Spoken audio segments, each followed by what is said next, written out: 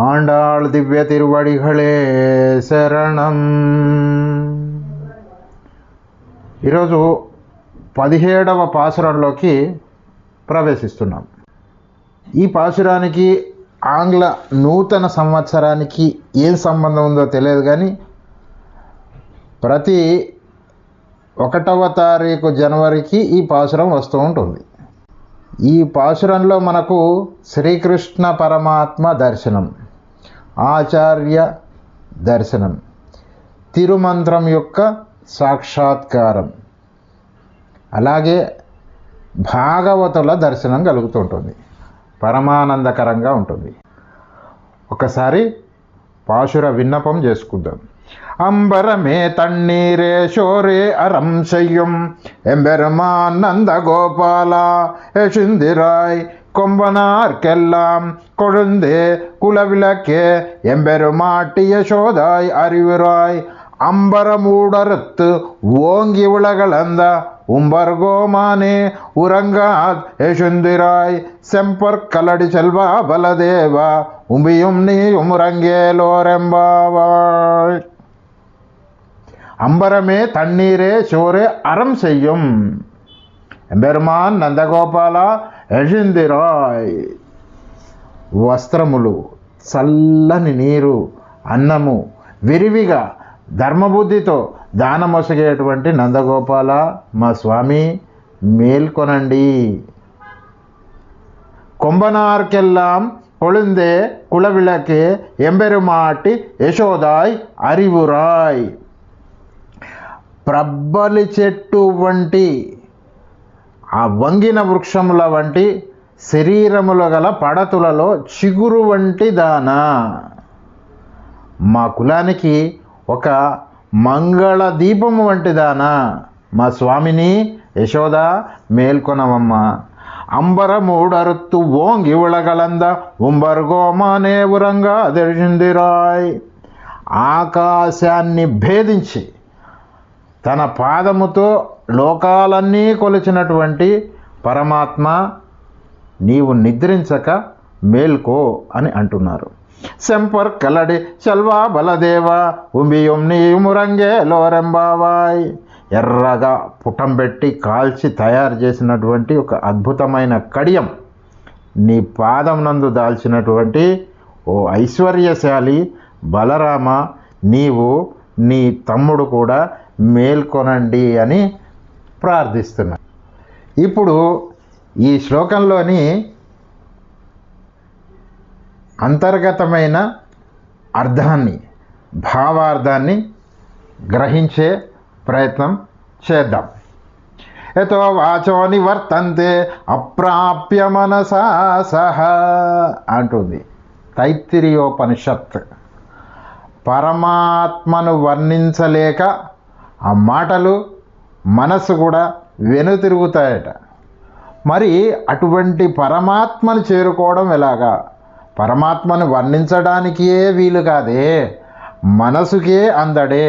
మరి ఆయన నీడలోకి చేరి ఇహలోకంలో సమస్యల సుడిగుండాన్ని ఎలా గట్టెక్కాలి?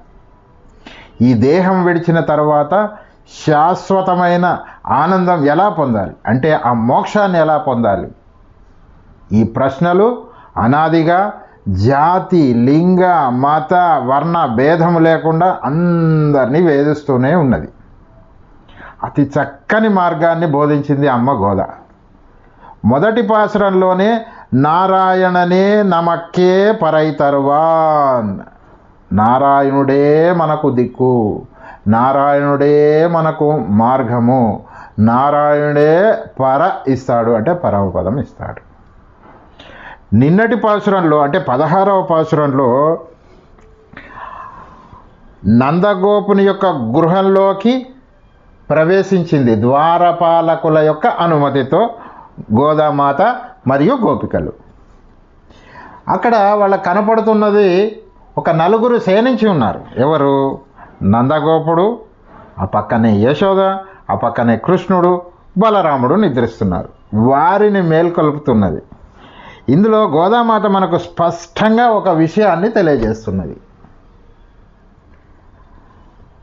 ఇక్కడ మనం వచ్చేటువంటి ప్రతీకలు లేదా సింబల్స్ లేదా సూచనార్థకాలు కొన్ని మనము గ్రహించాలి. ఇవి తిరుప్పావైలో ధ్వని ప్రధానమైనది. అంటే అక్కడ వాడబడుతున్న పదాలు కాకుండా వాటి యొక్క అర్థం ఏమై ఉంటుంది, భావం ఏమై ఉంటుంది, సూచన ఏమై ఉంటుంది, అర్థం చేసుకొని గుర్తుంచుకోవాలి. లేకపోతే తిరుప్పావై ఏమాత్రం అర్థం కాదు. నిన్నట పాసురంలో ఆ ద్వారపాలకుల అనుమతి తీసుకొని గోపికలు వచ్చారు కదా, ఇప్పుడు ఆ నందగోపుని భవనంలోకి ప్రవేశించారు కదా, అక్కడ మొట్టమొదట దర్శనమిస్తున్నది. అంటే ఆ నిద్రించి ఉన్నవారు నందగోపుడు. ఈయన నందగోపుడు అంటే ఎవరు? ఆచార్యుడు. ఈయన ఏం చేస్తుంటాడు? అన్నం, నీరు, వస్త్రం విరివిగా దానం ఇస్తుంటాడు. నిష్కామ కర్మ చేస్తున్నాడు. అంటే ఏదో కోరికలు, నిష్కామంగా కర్మ చేస్తున్నాడు, విరివిగా దానాలు ఇస్తున్నాడు. వీళ్ళకు అన్నం కావాలా, నీరు కావాలా, వస్త్రాలు కావాలా? ఇవి కాదండి. ఏం కావాలో నమ్మాళ్ళ వారు తిరువాయిమొழிలో చెప్పారు. ఉన్నం షోరుం పరుకు నీర్ తిన్నం వెట్రిలయం ఎల్లాం కണ്ണన్. తిరువాయిమొழிలో అంటున్నారండి నమ్మాళ్ళవారు. ఏంటిది దీని అర్థము? బాగా ఆకలి వేసినప్పుడు తినేది ఉన్నుం. ఆ ఉన్నుం షోరుం, ఆ తినే అన్నం ఎవరు చెప్తాను. పరుకు నీరు, బాగా ఎండలో ఎడారిలో ప్రయాణం చేస్తున్నాం అనుకోండి, అప్పుడు దాహమై మనం తీసుకునే అద్భుతమైన ఆ చల్లని నీరు ఉంది కదా, అది ఏంటి చెప్తాను. తర్వాత వెట్రిలయం అంటే తాంబూలం. ఆ తాంబూలంలో పచ్చకర్పూరం, యాలకులు, లవంగాలు, కుంకుమ పువ్వు, లేత తమలపాకులు దీంతో కలిపి మనము ఆస్వాదించే తాంబూలం ఉంది కదా, అది ఏంటి? ఇవి అన్నీ కూడా ఎల్లాం కണ്ണన్ అని చెప్తున్నారండి నమ్మాళ్ళ వారు. సరిగ్గా గోపికల యొక్క అంతరంగం ఇదే. మాకు అన్నం, నీరు, వస్త్రం, తాంబూలం అన్నీ కూడా కృష్ణుడే. నందగోపాల, ఆచార్యదేవ, నువ్వు అన్నం ఇస్తున్నావు, నీరు ఇస్తున్నావు, వస్త్రాల్ని విరివిగా దానం చేస్తున్నావు కదా, ఇవన్నీ మాకు కృష్ణుడే. కృష్ణుడిని మాకు ప్రసాదించవలసింది. ఎంత మధురమైన భావన ఇందులో ఉంచి అమ్మ చెప్తుంది చూడండి ఈ పాశురాన్ని. వాసుదేవ సర్వమితి సమహాత్మా సుదుర్లభ. గీతాచార్యుడు చెప్తాడు, నాకు వాసుదేవుడే సర్వస్వాన్యమని భావించేటువంటి వాళ్ళు దొరకటం చాలా దుర్లభం అర్జున అని అంటున్నాడు. ఇప్పుడు ఈ యొక్క వాక్యం ఆయనను కూడా సూటిగా తాకుతుంది, నిద్రించి ఉన్న కృష్ణ పరమాత్మకు. వాసుదేవ నీవే సర్వమని వచ్చిన వాళ్ళం మేము, మాకు దర్శన భాగ్యాన్ని కలిగించు అని గోపికలు చెప్తున్నారు. చెప్పేటప్పుడు నందుని ఉద్దేశించి చెప్తున్నాడు. అంటే ఆచార్యులను ఉద్దేశించి చెప్తున్నారు, కానీ అది గ్రహించలేనంత వాడు కాదు కృష్ణ పరమాత్మ. మొట్టమొదట ఆ నందగోపుణ్ణి మేల్కొలుపుతున్నారు ఈ గోపికలు. ఆ మంచం పక్కనే యశోదమ్మ నిద్రించి ఉన్నది. ఆ యశోద అంటే ఎవరు? ప్రబ్బలి చెట్టు వంటి చెట్లలో, అంటే ఆ లేతైన ఆ చెట్లలో చిగురు వంటి దానా. ఈ ప్రబ్బలి చెట్టు అంటే ఏంటంటే తిరుమంత్రం. ఈ తిరుమంత్రము కూడా ప్రబ్బలి చెట్టులాగా వంగుతుంది, మళ్ళీ నిటారుగా లేచి నిలబడుతుంది. ఏంటంటే ఈ వంగటము లేవటం అంటే ప్రవాహము వచ్చినప్పుడు వంగుతుంది, అంటే సమస్యలు వచ్చినప్పుడు వంగి ఇహలోకంలో మనము ఏవైతే సమస్యలను ఎదుర్కొంటామో వాటిని తీర్చి మళ్ళీ లేచి నిటారుగా నిలబడుతుంది, పరమాత్మ వైపు చూస్తుంది. ఇది తిరుమంత్రం. ప్రబ్బలి చెట్టు, ఎంత సుకుమారమైన భావనలు గోదా తల్లివి చూడండి. ఆ పక్కన కృష్ణ పరమాత్మ నిద్రించి ఉన్నాడు కదా, ఆ కృష్ణ పరమాత్మను ఉద్దేశించి చెప్తుంది.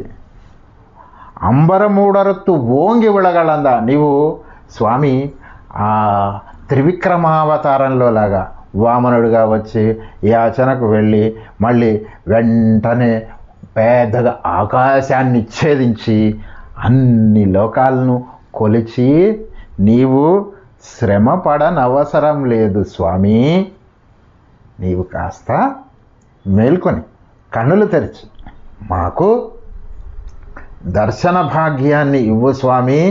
వాసుదేవ సర్వమితి సమహాత్మ సుదుర్లభ అన్నావు కదా, ఇగో మేమంతా అది కోరుకొని నీ దగ్గరికి వస్తున్నామని అమ్మ చెప్తూ ఉన్నది.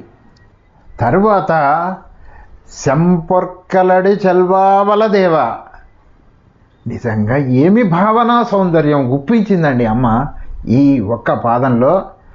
ఆ బలరాముడు శయనించి ఉన్నాడు, ఆయన కాలుకు ఒక కంటె ఉంది. అంటే ఇక్కడ మనము భాగవతుల దర్శనం చేస్తున్నాము, ఆ బలరాముని యొక్క వైభవాన్ని చెప్తుంది. ఈ బలరాముడు పుట్టకముందు 6 పుట్టి కంసుడి చేతిలో మరణించారు కదా, 7వ గర్భం బలరాముడు. పిల్లలు పుట్టి చనిపోతూ ఉంటే ఏం చేస్తారంటే 2 పనులు చేస్తారండి పల్లెటూళ్ళలో వాళ్ళు. ఏదో బొందయ్య ఇట్లాంటి పేర్లు పెడతారు. లేదు అంటే గనక ఒక కంటెను ఆ బాలుడి కాలుకు వేస్తారు. ఈ కంటె బాగా కాల్చి ఆ చల్లబరిచిన తర్వాత ఎర్రగా ఉన్నటువంటి ఆ కంటె ఒకటి ధరించి ఉన్నాడు. ఈ ధరించింది ఎందుకు అంటే తరువాత పిల్లలు కాపాడబడాలి అని వాళ్ళు ఆ కంటెను వేస్తారండి. ఆ గ్రామీణమైనటువంటి ఒక ఆచారం అది. దాన్ని చెప్తుంది అమ్మ. ఓహో మహాత్మా బలరామ, నీ యొక్క కంటె కదయ్యా మా కృష్ణుని కాపాడింది అని ఎంత చక్కగా చెప్తుంది గోదాదేవి ఈ యొక్క 17వ